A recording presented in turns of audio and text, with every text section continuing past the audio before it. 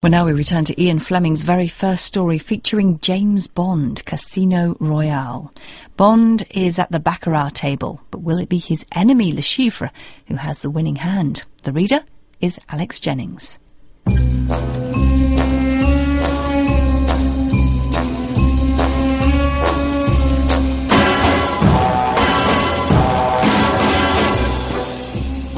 Bond explained to Vesper just how baccarat is played. What happens is this. The banker announces an opening bank of 500,000 francs. The player next to the banker, or number one, can accept this bet and push his money out onto the table or pass it. Then number two has the right to take it, and if he refuses, then number three, and so on around the table.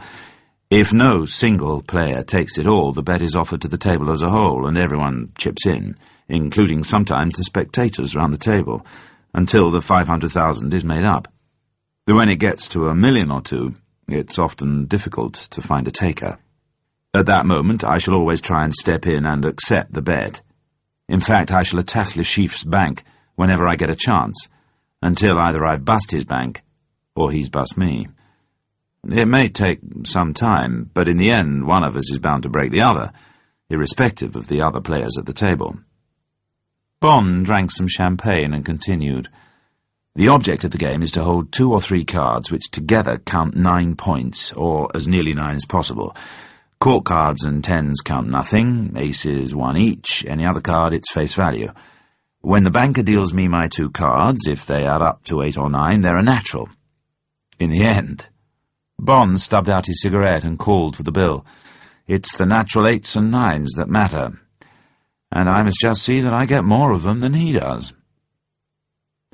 While telling the story of the game and anticipating the coming fight, Bond's face had lit up again. The prospect of at least getting to grips with Le Chiffre stimulated him and quickened his pulse. He seemed to have completely forgotten the brief coolness between them, and Vesper was relieved and entered into his mood. He paid the bill and gave a handsome tip to the sommelier. Vesper rose and led the way out of the restaurant and out onto the steps of the hotel. The big Bentley was waiting, and Bond drove Vesper over, parking as close to the entrance as he could. As they walked through the ornate anterooms, he hardly spoke. She saw his nostrils were slightly flared. In other respects, he seemed completely at ease, acknowledging cheerfully the greetings of the casino functionaries. Before they had penetrated very far into the main room, Felix Leiter detached himself from one of the roulette tables and greeted Bond as an old friend. After being introduced to Vesper Lind and exchanging a few remarks, Leiter said, "Well, since you're playing baccarat this evening, will you allow me to show Miss Lind how to break the bank at roulette? Then perhaps we could come and watch you when your game starts to warm up." Bond excused himself. "You will be in excellent hands with my friend Felix Leiter." He gave a short smile which embraced them both. Then he strolled slowly across the room between the thronged tables until he came to the top of the room where the broad baccarat table waited behind the brass rail. The chef de partie lifted the velvet-covered chain. "I've kept number 6 as you wished, Monsieur Bond." Bond sat down with a nod to the players on his right and left. Opposite him, the banker's chair was vacant. He glanced round the table. He knew most of the players by sight, but few of their names.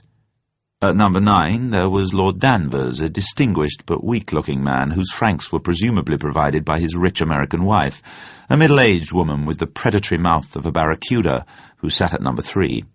At number 1, to the right of the bank, was a well-known Greek gambler who owned a profitable shipping line.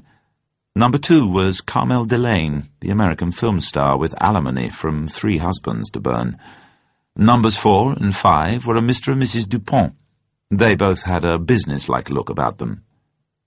Bond had just finished his sketchy summing up of the players when Le Chiffre, with the silence and economy of movement of a big fish, came through the opening in the brass rail and took his place directly opposite Bond in the banker's chair. As the croupier fitted 6 packs of cards with one swift, exact motion into the metal and wooden shoe, Le Chiffre said something quietly to him. "Messieurs, mesdames, les jeux sont faits. Un banco de 500 000. Le Chiffre crouched over the shoe. He gave it a short, deliberate slap to settle the cards. Then, with a thick white forefinger, he pressed gently on the pink tongue and slipped out the first card 6 inches or a foot towards the Greek at number 1. Then he slipped out a card for himself, then another for the Greek, then one more for himself. He sat, immobile, not touching his own cards. He looked at the Greek's face. With his flat wooden spatula, like a long bricklayer's trowel, the croupier delicately lifted up the Greek's 2 cards. He dropped them with a quick movement, so that they lay just before the Greek's pale, hairy hands, which lay inert like 2 watchful pink crabs on the table. The 2 pink crabs scuttled out together, and the Greek gathered the cards into his wide left hand, and cautiously bent his head so that he could see, in the shadow made by his cupped hand, the value of the bottom of the 2 cards. His face was quite impassive. Then he lifted his head and looked Le Chiffre in the eye. "Non," said the Greek flatly. Le Chiffre picked up his 2 cards and turned them face upwards on the table with a faint snap. They were a 4 and a 5, an undefeatable, natural 9. He had won. "9 à la banque," quietly said the croupier. With his spatula he faced the Greek's 2 cards. "Et le 7," he said unemotionally, lifting up gently the corpses of the 7 and Queen, and slipping them through the wide slot in the table near his chair, to which all dead cards are consigned. The Greek pushed forward 5 plaques of 100,000, and the croupier added these to Le Chiffre's $500,000 plaque, which lay in the centre of the table. The croupier announced quietly, "Un banco de millions." "Suivez," murmured the Greek, meaning that he exercised his right to follow up his lost bet. Bond lit a cigarette and settled himself in his chair. The Greek, after taking a 3rd card, could achieve no better than a 4 to the bank's 7. "Un banco de 2 millions," said the croupier. The players on Bond's left remained silent. "Banco," said Bond. Le Chiffre looked incuriously at him, the whites of his eyes, which showed all round the irises, lending something impassive and doll-like to his gaze. The other players sensed a tension between the 2 gamblers, and there was silence as Le Chiffre fingered the 4 cards out of the shoe. The croupier slipped Bond's 2 cards across to him. Bond, still with his eyes holding Le Chiffre's, reached his right hand out a few inches, glanced down very swiftly, then as he looked up again impassively at Le Chiffre, with a disdainful gesture he tossed the cards face upwards on the table. They were a 4 and a 5, an unbeatable 9. There was a little gasp of envy from the table, and the players to the left of Bond exchanged rueful glances at their failure to accept the 2 million franc bet. With a hint of a shrug, Le Chiffre slowly faced his own 2 cards and flicked them away with his fingernail. They were 2 valueless knaves. "Le baccarat," intoned the croupier, as he spaded the thick chips over the table to Bond. Bond slipped them into his right-hand pocket. His face showed no emotion, but he was pleased with the success of his first coup and with the outcome of the silent clash of wills across the table. As the game went on, Bond looked over the spectators leaning on the high brass rail round the table. He soon saw Le Chiffre's 2 gunmen. They stood behind and to either side of the banker. The one more or less behind Le Chiffre's right arm was tall and funereal in his dinner jacket. Bond guessed that he would kill without interest or concern, and that he would prefer strangling. The other man was short and very dark, with a flat head covered with thickly greased hair. A chunky Malacca cane with a rubber tip hung on the rail beside him.